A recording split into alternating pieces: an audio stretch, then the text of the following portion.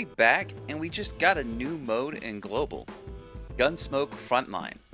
This mode is up for 1 week with a 2 week rest period. The mode gives a ton of guild XP and currency for the shop, so it's definitely worth doing. Also, we can do this and the daily patrol as well. It's not one or the other, but both. Unfortunately, we can't do the decisive battle yet due to it being unlocked after level 60. Some players might be able to actually do this, but those are probably some Omega whales, and we're just not at that level. For a quick overview, each season we are given a permanent effect. This week it's Cold Wave, which buffs our freeze and hydro damage. Then we can choose one of 4 mods to use. The blue arrow shows which units will be affected by the season buff, while the reddish arrows show which units are affected by the mods that we choose. After that, we select the 4 units that we're planning to bring in, and we get to choose a support unit from one of our guildmates. This stage is rather simple. You have 10 enemies that you have to take down, and you have 6 turns to do it in. They're not terribly difficult to deal with. Mainly just some AoE is fine. Sit there and just take them out. Now you sit there and see here that I'm starting off by using Somi's shield here just to sit there and get, some phase damage for my Loda here. But here's the you don't have to start on this side of the map. It actually gives you spots all throughout the map in order to start, so you can actually split your team up effectively. Seeing as this is the first time I ran this, I just kind of went with where they deployed in and started the fight. But it doesn't really seem to matter much. Like I said, all these guys they're not strong. They really can't kill it. At least they can't kill the build unit. Now, you definitely shouldn't bring in like low level stuffs. Like don't try to bring in level 1 things. It's not it won't help you. It's not a good idea. But don't do that. Bring at least 30 level 40 units, and then you can probably bring in a support unit if you're from your guildmate. Just pick the strongest one. Somebody that can either AoE or just one-shots these guys. Then it's just clearing after that.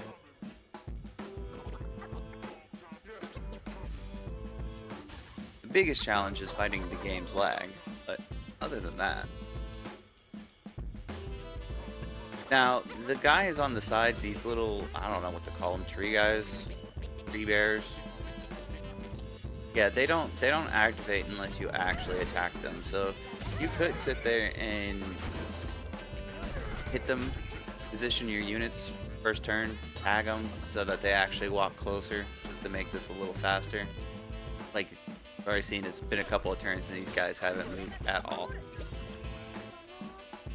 And in retrospect, the Kyonji probably could have killed one of these guys, and then a support attack from Somi with Kyonji could have probably killed one. Not sure. Didn't really. I could have rewound and found out, but I just figured I still have 4 more turns, so I really didn't have to rush here. Now I'm just killing off the guy that's the farthest, so that I say killing, hitting the guy that is the farthest. Hoping I can kill him, but it doesn't seem quite like that'll happen. But we can use Loda just to AoE down them real quick.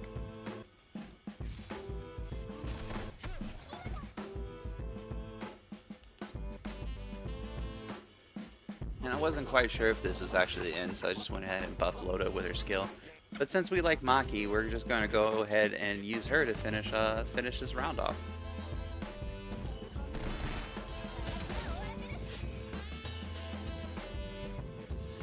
And there we have it. That's all to expect from the stage. There's nothing really special about it, and really simple. Now that we've finished the first run, as you can see, we're no longer able to take the same support modification. And on top of that, all the units that we used in the previous run are currently taking a break, so we're no longer able to use them. Good news is, though, you are actually able to use the same support that you did before.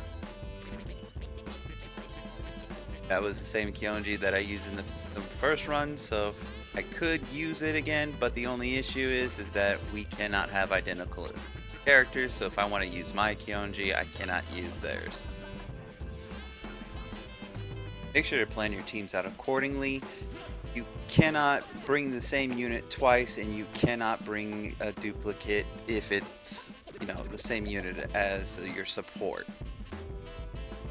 And, you know, apparently we're going to have a replay feature, which that sounds pretty cool. We can actually see our own record if we just want to filter that out so we can see our teams.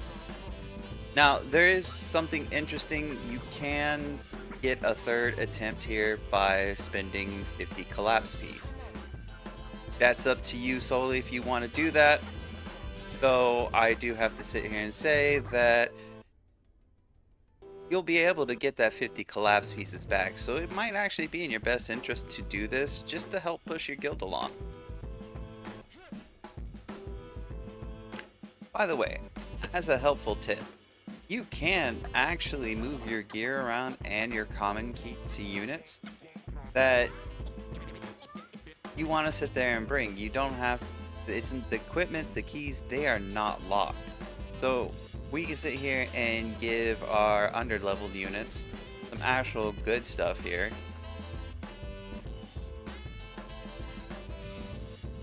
Sitting there transferring all of our keys if we, you know, if we so choose to do so. We can actually just move them all over here and hopefully give us a better chance, especially seeing as we are all strapped for resources right now, like each and every one of us. So doing this little bit, you know, definitely gives them an increase and makes it a little bit easier for us.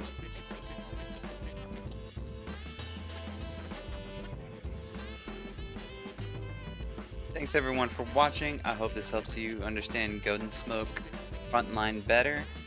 Make sure to do it daily for the next week to help out your guild.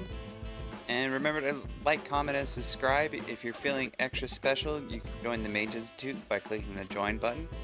You can catch me on Discord, link is in the description.